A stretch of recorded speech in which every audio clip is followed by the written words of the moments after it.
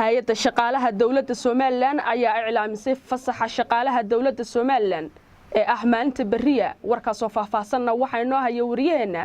Axmed Baasha Shire iyadoo maalinta bariya ay taariikhdu tahay 1 bisha shanaad 2018 oo ay ku beegan tahay maalinta shaqaalaha adduunka ayay badi dalka dunida xusaan doorka ay shaqaalaha kala duwan kaga jiraan horumarka kobaca dhaqaalaha isu socodka bulshada iyo bixinta adeegyada kala duwan ee asaasiga ah ee nolosha haddaba gudoomiyaha hay'adda shaqaalaha dawladda iyagoo u riyaaqsan qiimaha shaqaalaha dawladdu kaga jiraan horumarka dalka iyo bixinta adeega isla markaana kaga warqaba inay ka mid tahay fasaxsanadeedka shaqaalaha dawladda waxay shaqaalaha dawladdu ku wargelinaysaa in maalinta salaasada ay taariikhdu tahay 1 bisha May sanadka 2018